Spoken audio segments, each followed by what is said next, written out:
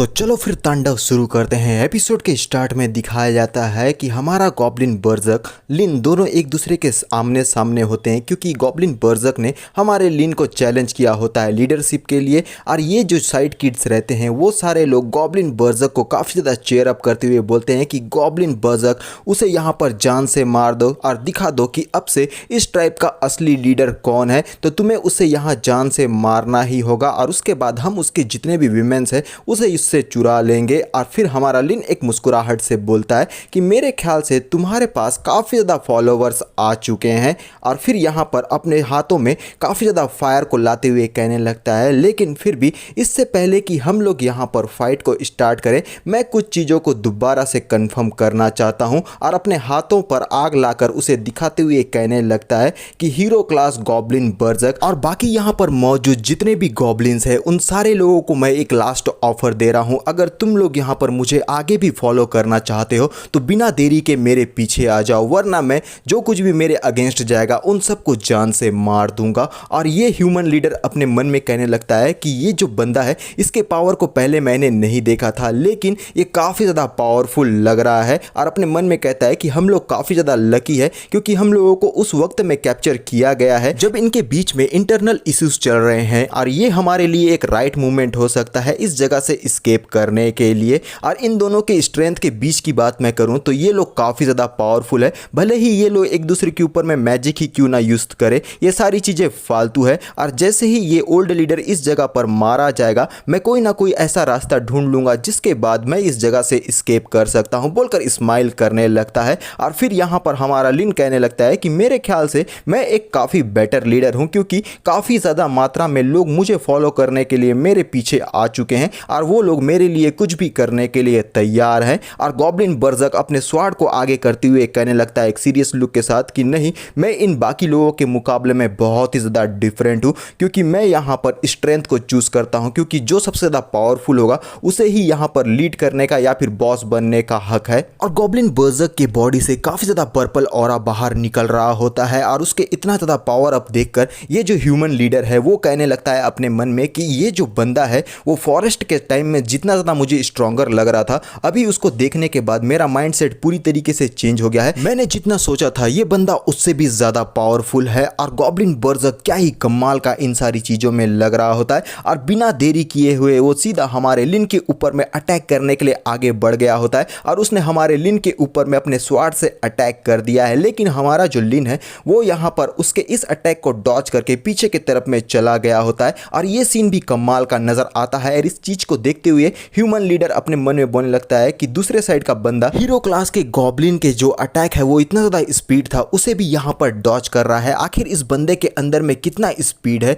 यहाँ पर ये बिल्कुल भी बुरा नहीं है। और हमारा लिन अपने वेपन को आगे करके उसमें से फायर रिलीज करते हुए बोलता है तो ठीक है, अब तुम मेरे इस अटैक का सामना करके दिखाओ। और हमारे लिन ने उसके ऊपर में एक फायर यानी कि एलिमेंटल अटैक हमारे गॉब्लिन बर्जक के अगेंस्ट में कर दिया होता है, जो कि बहुत ही बेहतरीन होता है। ये अटैक गॉब्लिन बर्जक के तरफ में आगे बढ़ने लगता है और गॉब्लिन बर्जक उस अटैक को अपने तरफ में आता हुआ देखकर अपने मन में कहने लगता है कि ये वेपन जो है इससे पहले मैंने कभी भी हमारे बॉस के पास में नहीं देखा था और ये बहुत ही ज़्यादा फास्ट भी है। और वो बोलता है कि मैं इस अटैक को बिल्कुल भी डॉज नहीं कर सकता, तो इसलिए मुझे इस अटैक को अपने बॉडी में लेना ही होगा। और अपने वेपन की मदद से हमारे गॉब्लिन बर्जक ने हमारे लिन का जो अटैक था उसे पूरी तरीके से विफल कर दिया होता है, जिसे देखते हुए हमारा लिन अपने मन में कहने लगता है कि उसने मेरे फायरबॉल अटैक को पूरी तरीके से ब्रेक कर दिया है। ये बिल्कुल भी बुरी बात नहीं है, उसका इंड्योरेंस बहुत ही अच्छा हो चुका है। और गॉब्लिन बर्जक अपने पावरफुल वेपन से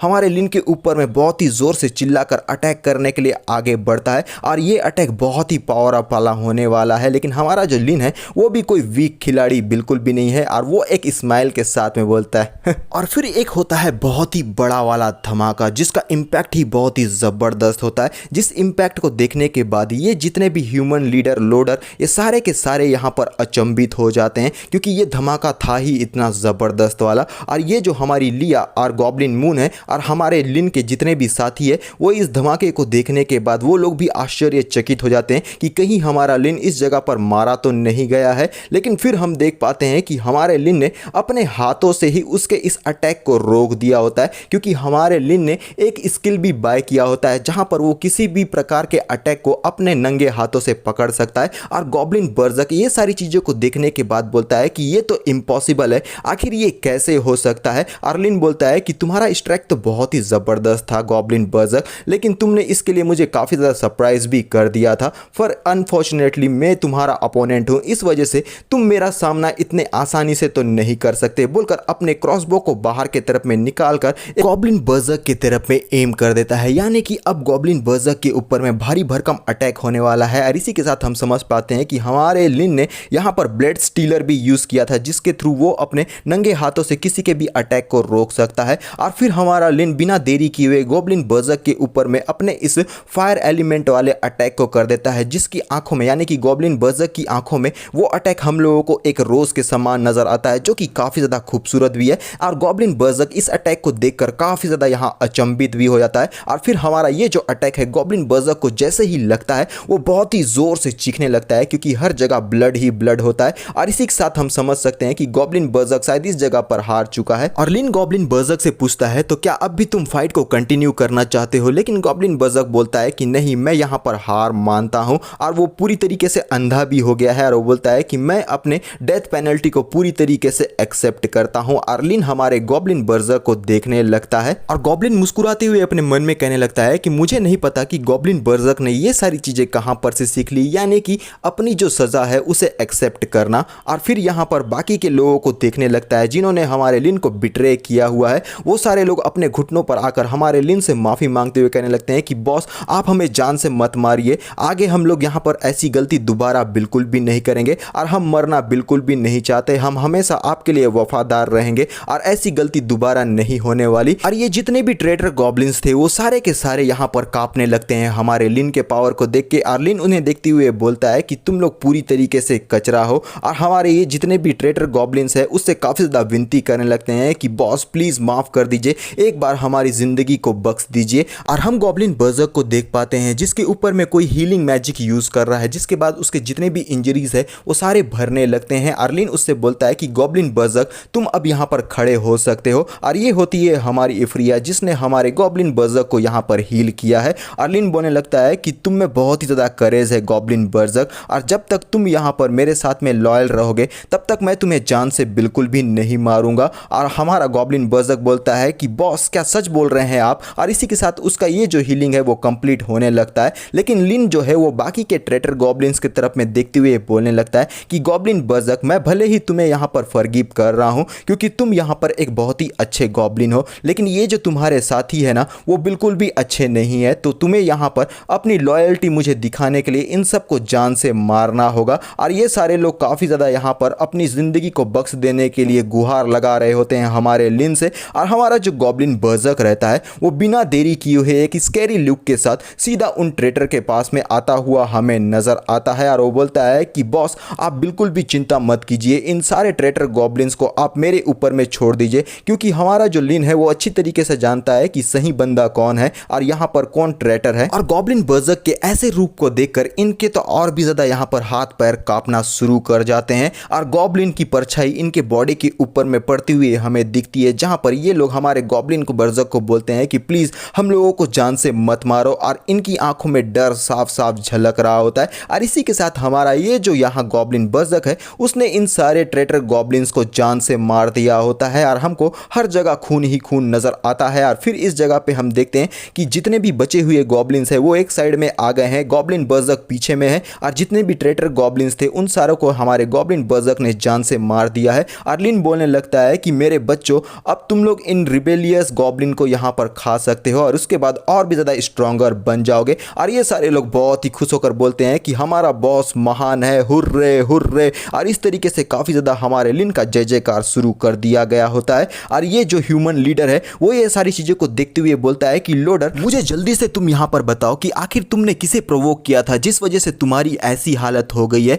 क्योंकि ये म्यूटेड गॉब्लिन है और बिल्कुल भी नॉर्मल नहीं है। और दरअसल मैं एक वर्ड में बोलूँ तो ये पूरा का पूरा एक मॉन्स्टर है जो कि पूरे एम्पायर को यहाँ पर हिला सकता है। और लिन आगे बढ़ते हुए बोलने लगता है कि मैं माफ़ी चाहता हूँ कि मैं यहाँ पर थोड़े देर के लिए दूसरे कामों में व्यस्त हो गया था और तुम लोगों को ये शो देख के तो काफ़ी ज़्यादा मज़ा भी आया होगा, लेकिन फिर भी लोडर अब समय हो गया है कि हम लोग जो है अपने काम को आगे बढ़ाएं। और तुम्हें क्या सच में उन्हें ऐसा लग रहा था कि ये जो कुछ कचरे ह्यूमंस जो है वो इस जगह पर आके तुम्हारी ज़िंदगी को बचा लेंगे। तुम्हारी अगर ऐसी ही सोच है ना तो मैं सोचता हूँ कि ये पूरी तरीके से बचकाना है। आखिर तुम इतने ज़्यादा बचकानी सोच कैसे रख सकते हो। और लोडर यहाँ बोलने लगता है कि ये सारी जो चीज़ें हैं ना वो यहाँ पर उस स्वार्ड सेंट बीच की वजह से हो रही है। ये पूरी की पूरी उसी की गलती है क्योंकि वो यहाँ पर टाउन के अंदर में छिपी हुई है और कुछ भी नहीं कर पा रही है। और बहुत ही पागलों की तरह हंसते हुए बोलने लगता है कि कचरा, तुम सारे के सारे यहाँ पर कचरा हो, ह्यूमन गॉब्लिन सारे के सारे कचरा हो, तुम लोग किसी भी काम के नहीं हो। साफ शब्दों में हमारा लोडर पगलेट हो चुका है और उसका मानसिक संतुलन पूरी तरीके से बिगड़ गया है। और ये ह्यूमन लीडर बोलने लगता है हमारे लिन से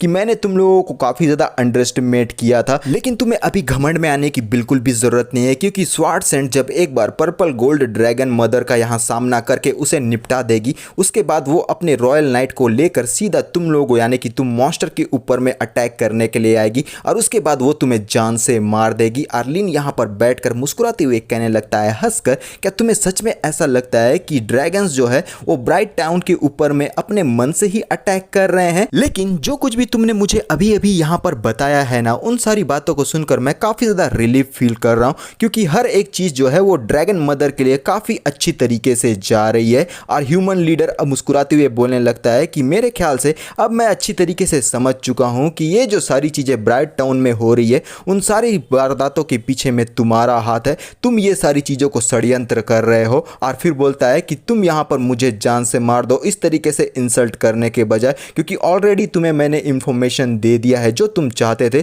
तो अब यहाँ पर जो बचा है वो ये है कि तुम मुझे यहाँ पर जान से मार दो। अगर मेरा भी किस्मत लोडर की तरह होने वाला है तो उससे बेहतर मैं यहाँ पर मरना पसंद करूंगा, तो प्लीज वो मुझे तुम यहाँ पर दे दो, यानी कि मौत। और हमारा लिन उसे थोड़ा सा सीरियस लुक के साथ में देखने लगता है और वो बोलता है तो ठीक है, मैं तुम्हारे इस रिक्वेस्ट को एक्सेप्ट करने के लिए तैयार हूं, बोलकर उसे यहाँ पर जान से मार देता है। और तभी यहाँ पर कोई चिल्लाती हुई आता है कि मास्टर स्वार्ड सेंट, और इसी तरीके से कई बार बोलता है, बहुत ही हड़बड़ा कर आ रहा होता है। और स्वार्ड सेंट की आंखें यहाँ पर हड़बड़ा कर खुल गई होती है और वो बोलने लगती है कि आखिर तुम इतने जल्दबाजी में यहाँ पर क्यों आए हो? हमने तो ड्रैगन्स को पीछे के तरफ में ढकेल दिया था, क्या नाइट्स यहाँ पर वापसी कर चुके हैं? और ये नाइट बोलता है कि हाँ वो लोग वापसी तो कर चुके हैं, लेकिन और जैसे ही वो ये सुनती है वो उससे पूछती है कि आखिर तुम्हारे कहने का मतलब क्या है, जल्दी से मुझे बताओ कि आखिर वहां पे हुआ क्या है। और ये नाइट बताने लगता है कि यहाँ पर सारे लोग मारे गए हैं, बस एक ही आदमी रिटर्न होके आया है। और जैसे ही ये बात सुनती है ये जो स्वार्ड सेंट है वो बोलती है क्या,